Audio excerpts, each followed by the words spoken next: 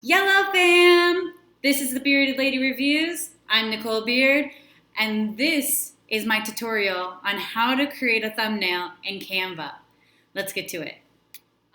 So we're gonna just look at how to make a good thumbnail. So as that loads up, one of the things that you'll see is that they have tons of templates for you here that you can choose from. But one of the things that I found is that actually using one of these templates is just really, it's just, it doesn't give you what you want. You kind of end up changing everything anyways. And as you can see down here, it says Pro. So if you do choose some of these templates, you have to pay for them, or you have to have the Pro version. And right now, we're not looking to pay for Canva. We're looking to use it for free. So, I mean, the easiest one that I've found to use is just the blank template. So I'm just going to go ahead and click on that. And blank templates are free. So once this loads up, you're going to have a blank screen, obviously, since it's a blank template. But over here, again, as you can see, it's uploaded other templates for you. So you can go through and see if there's anything here that you like, anything in the music category, food category, beauty category, depending on what you're looking for. They even have tutorials, which is what I'm doing now. So we could pick one of those. But again, as I found, using these templates are actually not as easy as they seem because you end up just changing a lot of it. So I found that just going with the blank background allows you to have more freedom and do what you want to do.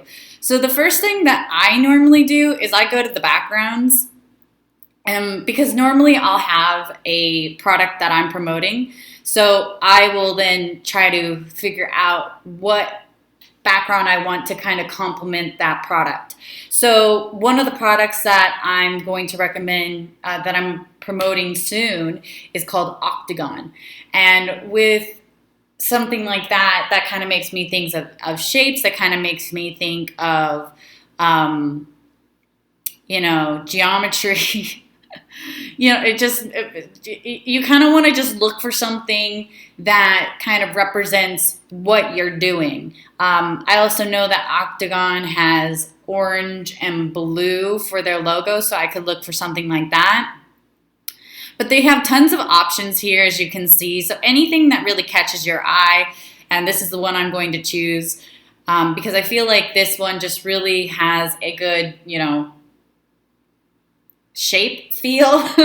So I'm choosing this one, but you can obviously go through and decide whichever one you want and whatever one really kind of helps you to get that kind of just represents what you're doing for your video. The next thing I normally do is I go into the heading and I choose what I want to do. Again, they have a lot of different options for you here. But again, a lot of them just end up kind of being a bit difficult to work with. So I end up using just like the standard one. So I'll go ahead and write Octagon review. And not always, but normally you will have the text be black. So you kind of have to just make a decision on, okay, does this look good? Probably not. So I'm going to change it to white for now because I think that looks at least a little better. I'll probably change it again soon. But one of the things that I would probably do in this situation, since white and black aren't working for me, is I'd actually come up to the elements bar and I would just choose one of these shapes. And then I would just block out the background here. And then I would come up here and just change the color to an orange that I think maybe matches the logo a bit better. But I'm not really seeing any right now. So I'll just do this orange. Again, I'll probably change it soon. So there's our title. The next thing I would normally do is go to uploads. Now this is where you're probably going to do most of your work because this is where you can actually add your own your own pictures, your own logos, yourself. There's me right there.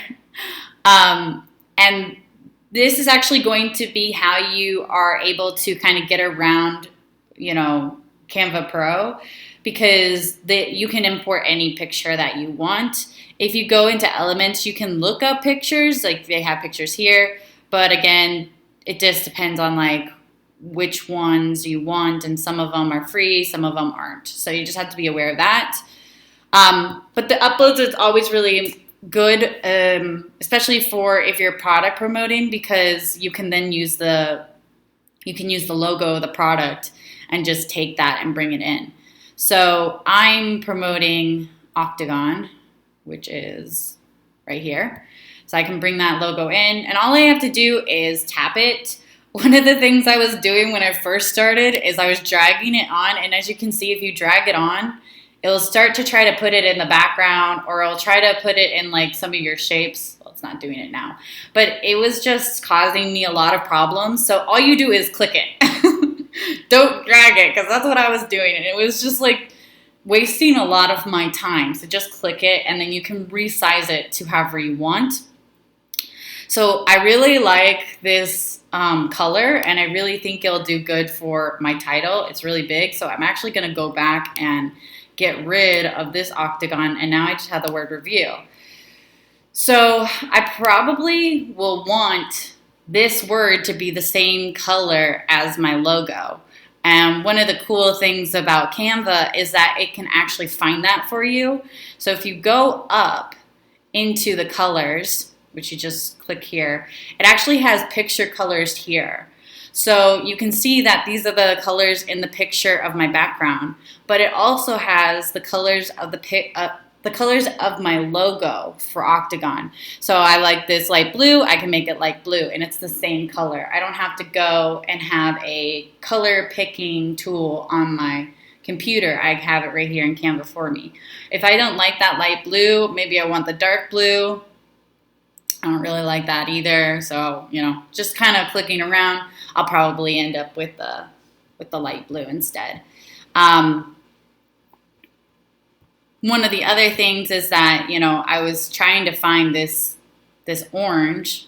So if I click it on, now that I have the actual product and I want it to match like this actual background. So by having the product or having the picture with the colors in it, I can actually then have it match that much better. So this is the same color as this dark orange here. So now it looks like it's cohesive.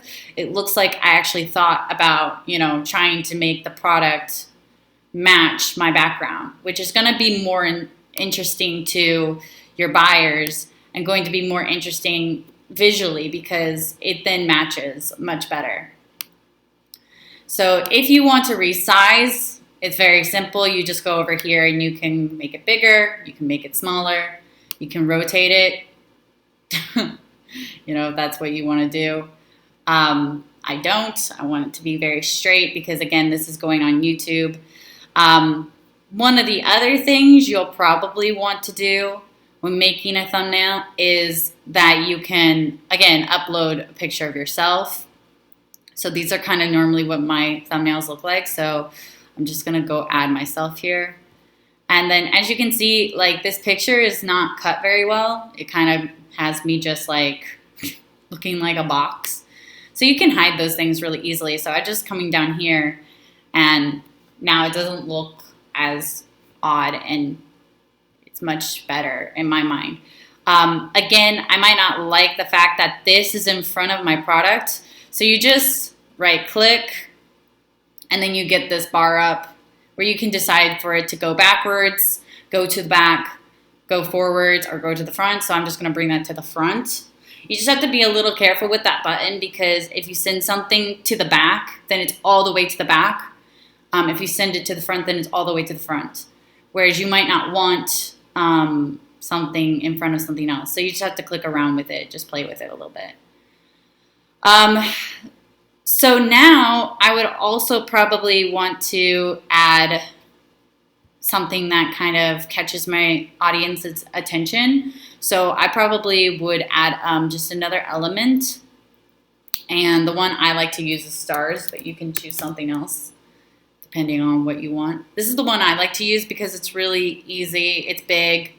But you could also choose something else. You can kind of just think about it and then play around with it. So I just bring this down here.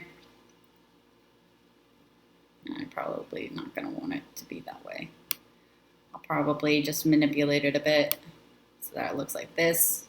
Because what I'm going to do is I'm going to put words here. So I want it to be big enough that I can put text here, but I don't want it to be like oversized either. So making sure that it just kind of goes with what you're doing and it doesn't like take up the whole entire page. Because the whole entire point, you know, is to catch your audience's attention, but to not overwhelm them either.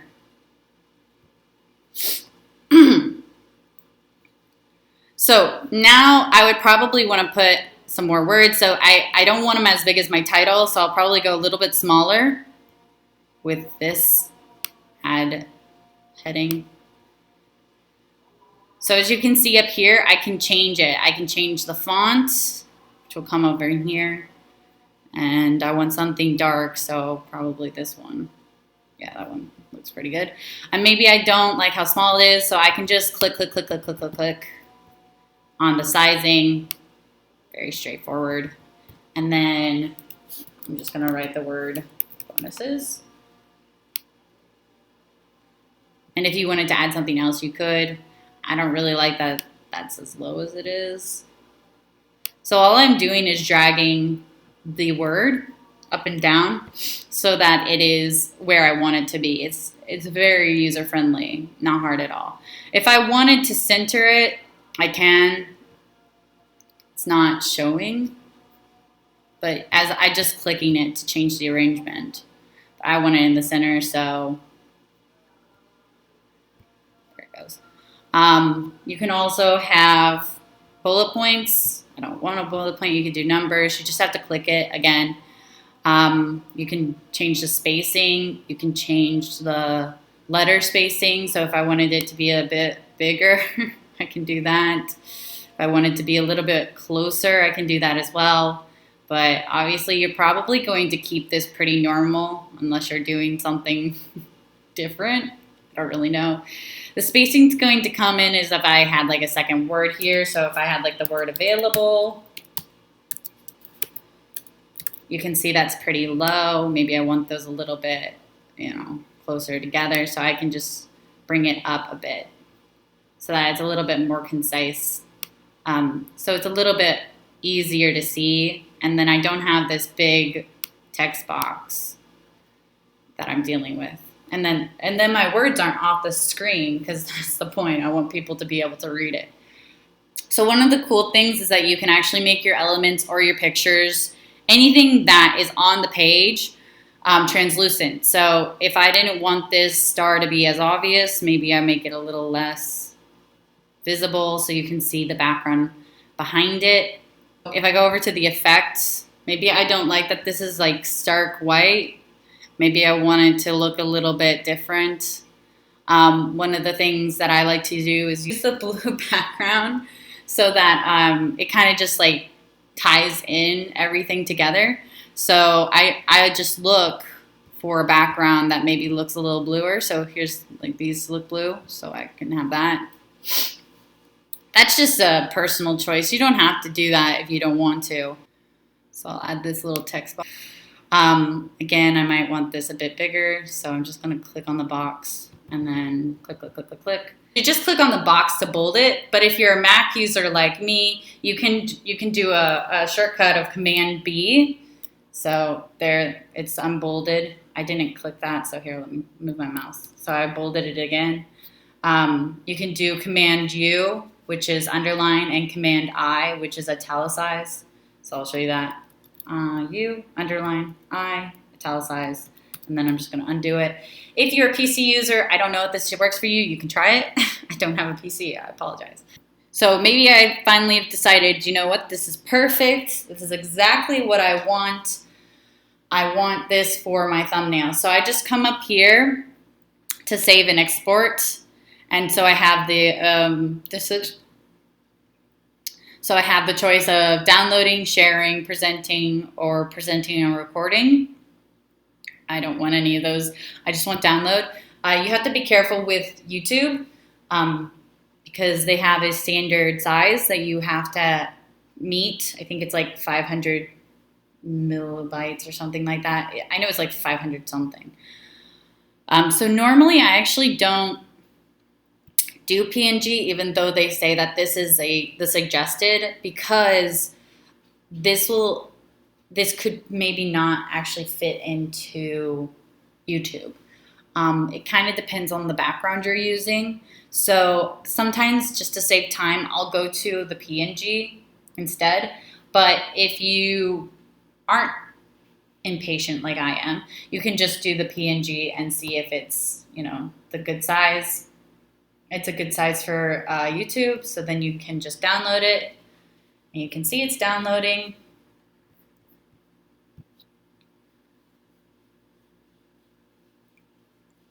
And there it is in the bottom of my screen. So I can then go and put it in whichever folder I wanted to put it in on my computer so I can have it for later.